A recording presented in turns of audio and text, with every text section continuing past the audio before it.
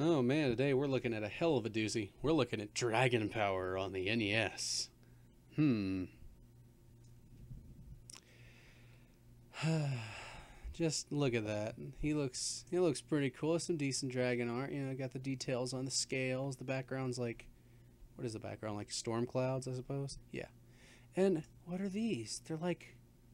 They're they're these things around the dragon. These orbs. They're one could almost say Dragon Balls. And they got this big, ugly red bar right across the fucking screen art. Like, what the fuck? What is the point of this?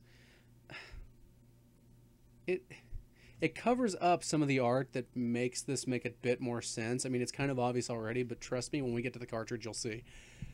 And then we have a screenshot of our hero Goku. That name's familiar too. Anyway, here's their depiction of Goku in Americanized art. You gotta love the American stereotype of the Japanese kung fu fighter who looks kind of American. You got the balls. You can see through them a little bit. It looks okay. He's really detailed. Front cover's okay. For some reason, they had to put a screenshot of the game, which is okay too, I guess. It's nice to be honest about what the game looks like on these old things.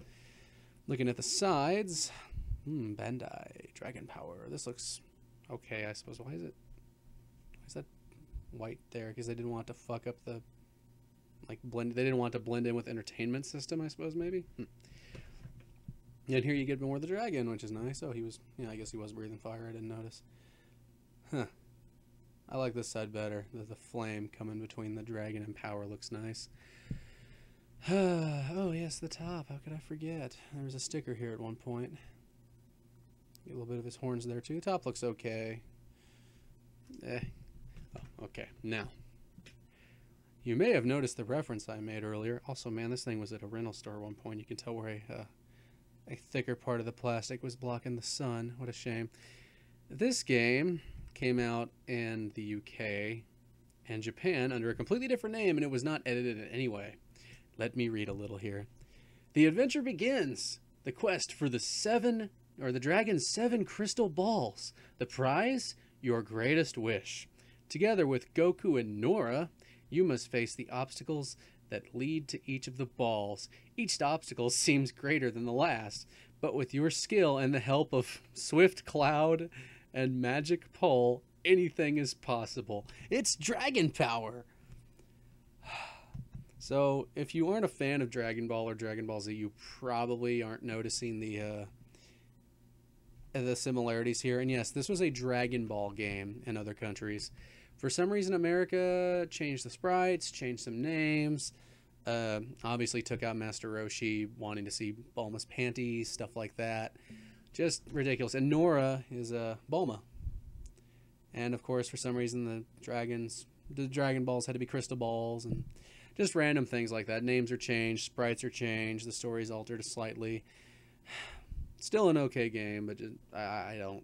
America's stupid sometimes.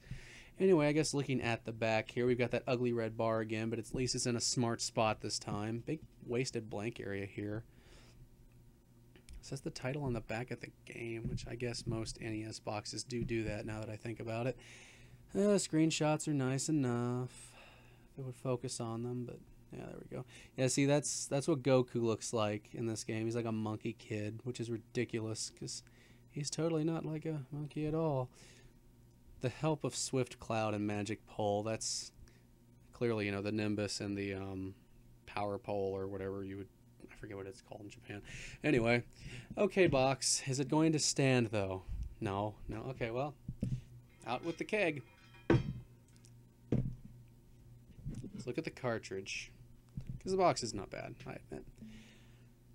Now, you see what I mean about the red bar? Over here, it's blocking, like, spots that are kind of crucial. Here, you can see that, you know, it was kind of obvious anyhow, but the dragon is going in and out of the clouds.